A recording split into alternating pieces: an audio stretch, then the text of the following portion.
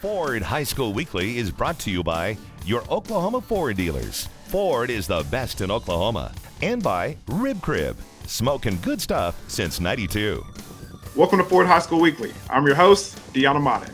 On this week's episode, we're talking with the man, the myth, the legend, Trent Pierce from the Union Redhawks. Trent, how's it going? I'm doing good. How are you? Not too bad, man. Not too bad. How's I know it's after the season and you know, I guess you're getting ramped up for summer ball, but how's everything been going? Everything's been going good. You know, I'm just staying in the lab, getting ready for this upcoming summer with on the EYBL circuit. Sounds good. So before we do that though, and talk about the summer ball and how the season with you, mind if we let the viewers get to know you as an individual off the court? Mm-hmm. Yes, of course. All right. Quick question. First and foremost, I love talking about the food, man. We're all growing. We're all eating. What's your favorite meal in the kitchen? My favorite meal in the kitchen will probably be my mother's homemade stuffed crust pizza. Really, stuffed crust pizza. So how what's so different about your mom compared to like any other place you go eat? I mean, I've had it my whole life. I mean, ever since I can remember, about first, second grade. I mean, she's always made that. It's always been different. I've been used to it. I mean, it's really good. So what's your favorite topping? Just pepperoni. Pepperoni, just flat out pepperoni. Yes. So what's it about the stuffed crust that your mom does? Like, how does she make that happen? I'm not even sure, to be honest. she just makes it and you come running, huh? Exactly. Yes. All right. Now, earlier you mentioned before we started the interview that you were running some errands and were picking up your sister. So I know you're driving now, but my question for you is, what's your dream car? What would you drive if you could drive any car in the world? My dream car would probably be some type of all black Camaro SS. Really, the Camaro SS. So what's up with the black? Why does it specifically have to be black? I've always, whenever I've seen cars in parking lots on the highway, I've always really liked matted black color. Hey man, I was about to ask you, is it going to be a glossy black or is it matte black? But you already done answered that. So that matte black is clean, man. Yes, it's nice. Yeah, it really is. All right, so let's go ahead and talk about education in school. I know you're a studious guy. So what's your favorite subject in school? My favorite subject's definitely math. I've always been a math whiz ever since about the first grade. Math whiz. All right, you putting a little extra on that. So how what do you mean by math whiz? I've always been starting in sixth grade. I've always been about 2 years ahead of everyone else. I've been in. Right now, I'm in calculus, AP calculus, a college level class, which is a 2 grades above everyone else in my grade.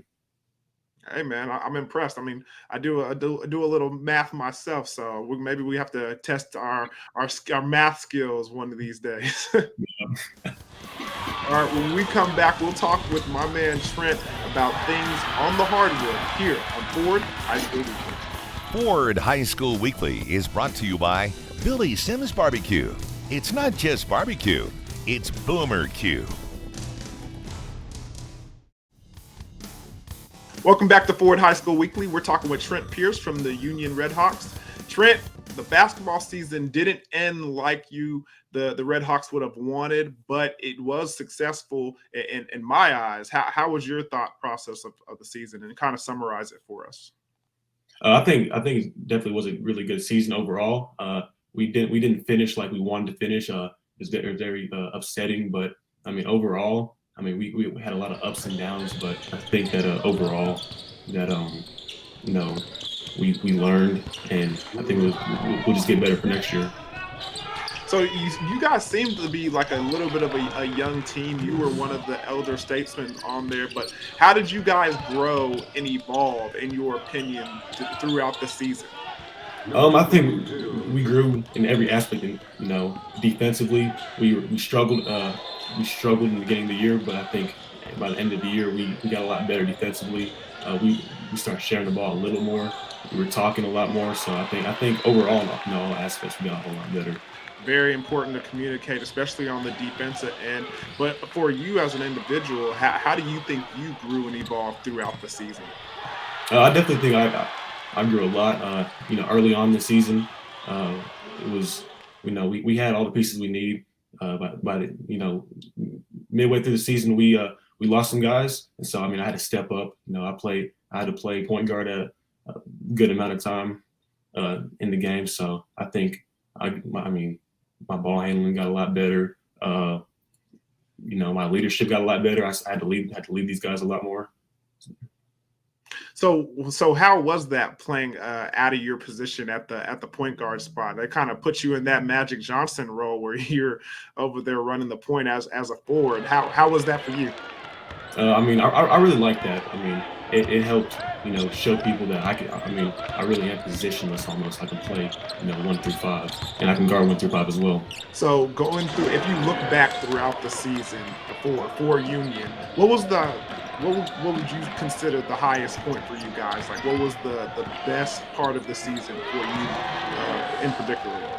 Our high would probably be some of the close games that we won. I mean, we had a lot of close games throughout the entire season, but the games that we won definitely were some high points for us. I mean, we had a really good close game we had 2 close games against Booker T. One we were able to pull out. We won by 2. I think that was a good turning point in the season for us because we went on a little win streak after that. But so I just think, winning those close games, it was definitely a high for us. So if you look back at those close games, what was the difference in getting the W or, it's kind of taking an L? Like, what was the reason, especially specifically that Booker T. Washington game? I mean, those guys were a tough competition this year, almost reached state. What was the difference in winning those games close towards the end? I think the difference for us was just the little things. I mean, we had one where we beat Booker T, another we lost against them, and I think the games that we won, the little things counted, like rebounding, especially near the end of the game. We needed those rebounds. Not turning the ball over as much. Just little things like that. Rotations on defense. Just little things like that, I think, is what helped us win those games. Let's go ahead and talk about the very beginning. Have you always been one of the tallest guys on the court? How did you even find basketball? I found basketball at a young age from my parents. I started around kindergarten, I think. I didn't start playing competitively till about the 3rd grade, but I mean, I was always the tallest kid on the court. I know starting elementary, middle school, I was always, 4 or 5. I was big, and it wasn't until really middle school, in high school is when I started to play more of a, small forward / guard role. And so I think, but I've always been the tallest. I've always been the tallest until this last summer where I was playing with Team Griffin at AAU with Brandon Garrison. He's taller than me. He's right now he's I think 6'10", 6'11". I'm listed at 6'9". So with that being said, when they transitioned you into moving a little bit from underneath the rim, how did that change your game, or did it kind of naturally change in that way?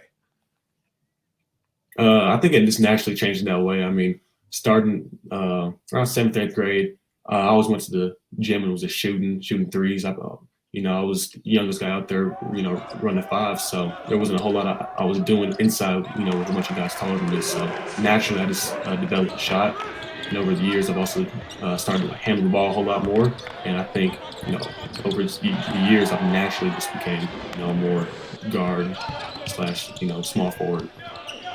With that being said, and just hearing how you prepare and you practice and your game kind of evolved into that place where you can handle the ball and shoot. So who do you kind of model your game off of? If you're watching, professionals or guys in college or above you, who do you kind of mimic their game and kind of take what they use and try to put it into yours? Definitely Jason Tatum. He's always been, ever since he was in the league, he's always been one of my favorite players, and I've modeled my game after him. I know the past couple of years I've watched his high school films, college films, and I've tried to model my game after Jason Tatum's because he's, taller guard. He's a really fun guy to watch. I think another guy I've modeled my game after is Kevin Durant. I mean, same. I'm just as tall as him. Can shoot the ball. I can handle the ball like him. So I definitely think those two guys, watching those two guys has helped me model my game after those two guys. So, I mean, let's go ahead and get into it. I mean, we've just come upon a situation where Kevin Durant and Jason Tatum were going at each other in the NBA playoffs, and Tatum got the best of that situation on every point of the floor. So let's go ahead and ask, who were you rooting for in that matchup? I was rooting for Boston Celtics. Jason Tatum's, I've always liked him over Kevin Durant just because he isn't as big of a name as Kevin Durant. Everyone knows KD. And, I mean, a lot of people know Jason Tatum as well, but if you ask around, most people will know Kevin Durant before they knew Jason Tatum. And so I've always liked the underdog. So I imagine that you watched the game and you watched the series. So what about Jason Tatum's game in that series particularly stood out to you, and what was the reason why he helped his team advance to the next round? His versatility. I mean, he was scoring offensively, but I mean, he was playing amazing defense just as well. So, I mean, honestly, the defense is what set Jason Tatum apart in that series and throughout this season as he's improved with the new coaching staff. So what sets you apart from your competition? I mean, there's a lot of guys in the state of Oklahoma that play really good basketball, but what makes you different?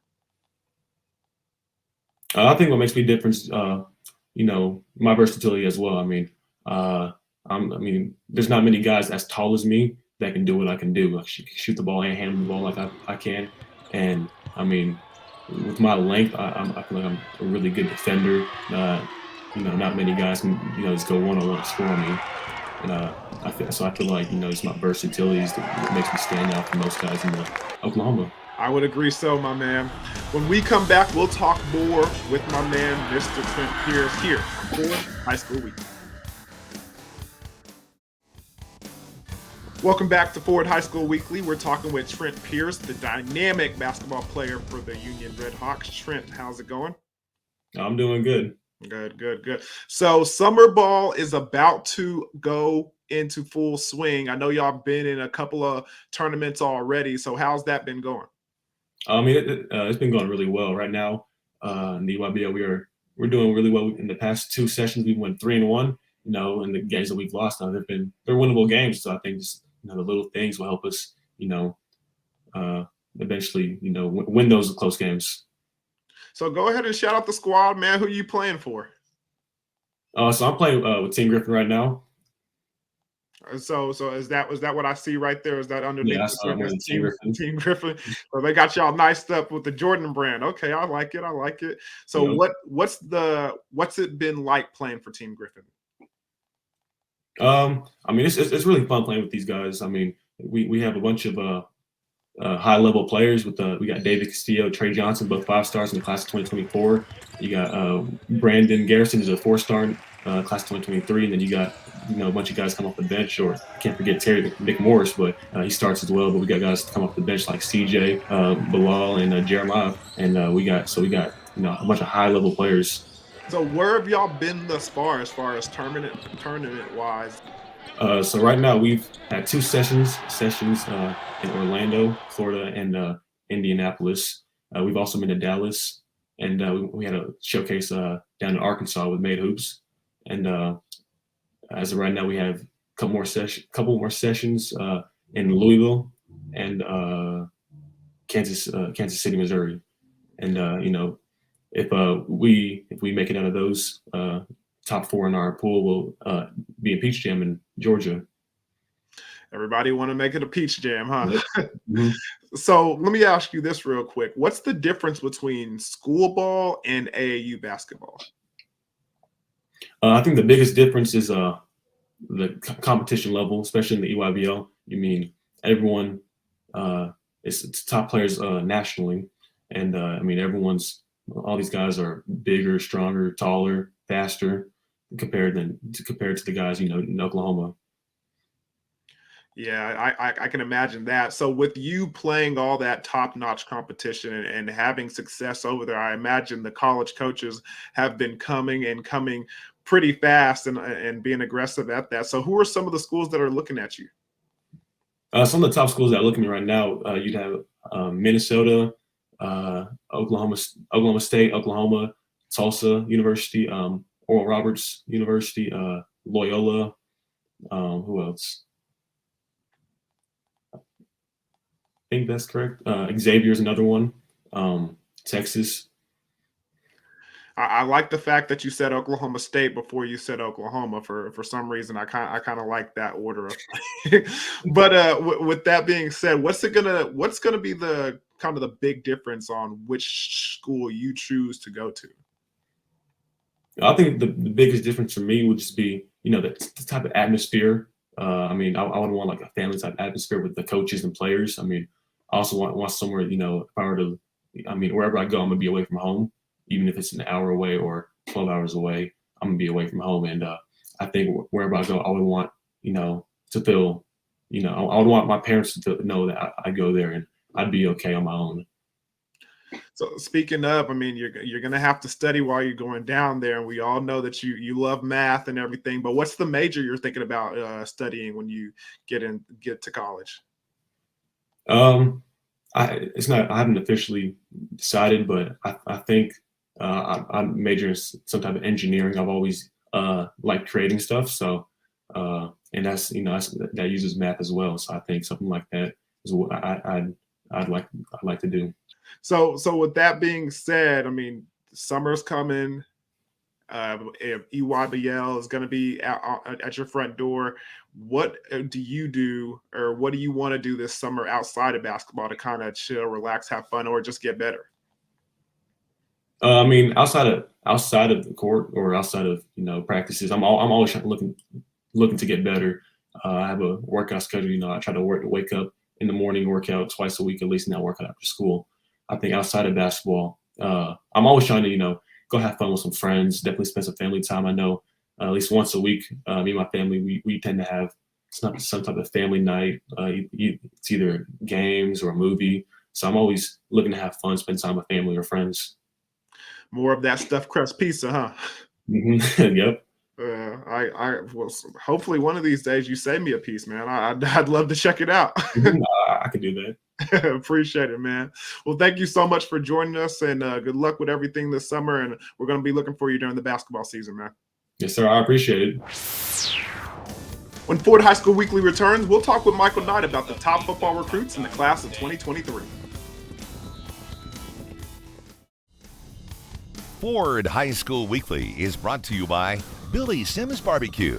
It's not just barbecue, it's Boomer Q.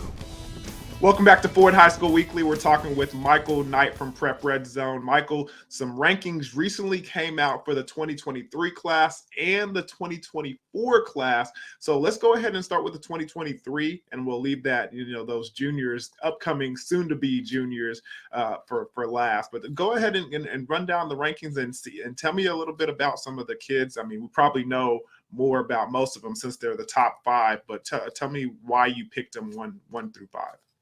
Yeah, the top five in the 2023 class, they've really been the same over the last few updates that we've had. Starting at the top, Bixby tight end Luke he's kind of held on to that top spot, but the gap between him and everybody below him is getting smaller, in my opinion. But Luke, he's a dominating guy. He's a pass catcher that is incredibly reliable.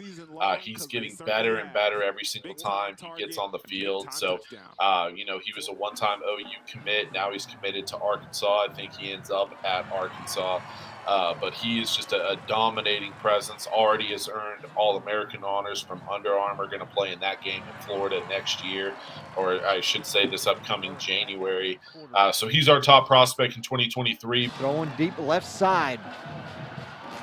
Second for Has, and it is. Touchdown, Bixby. Late jump ball with Mr. Has.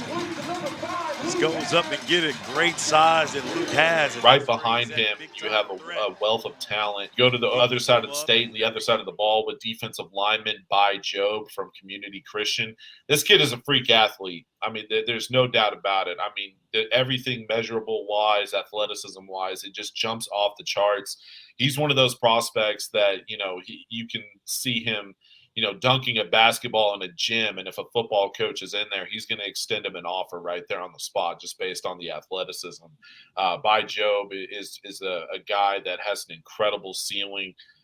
incredibly high ceiling, I should say. He's right behind Luke. And honestly, at this point, I think he's going to be starting to push Luke, and it might be a 1 versus 2 battle between those guys to see who ends up being that top guy in the state. Then you have other guys like Eric McCarty from McAllister, dynamic player on both sides of the ball. Micah Tees and Cole Adams, 2 wide receivers from the Tulsa area. Tees from Booker T. Washington, getting a lot of looks as a defensive back prospect. But me personally, man, I see what he does on offense, and I'm like, look, I think he's at that level as a wide receiver as well. So I wouldn't, put it past him to be that guy on the offensive side of the ball. An offensive lineman I really like, who's already committed to OSU, is Jacoby Sanders from Stillwater. Just a fantastic player. He's really fit into his natural position at center, and so I think that he has a chance to be one of the better offensive linemen coming out of the state over the last couple of years. And then you flip it to the defensive side of the ball. Another guy, Jacoby Johnson from Mustang. He's been that guy since he was a freshman, as far as like a top 5 prospect consistently since we started ranking this 2023 class. So there's a great, you take a look at it, man. The quarterbacks, running backs, wide receivers, offensive linemen, you go to the defensive side of the ball, plenty of depth over there too. Like, this 2023 class has a chance to be pretty special in terms of just how deep it goes. But then all roads go back to the transfer portal. There's going to be some kids that deserve to be signing D1 later on this year that just won't get that opportunity, but they'll be able to go to somewhere else and have an opportunity later down the road. But this has a chance to be a very, very deep and talented class.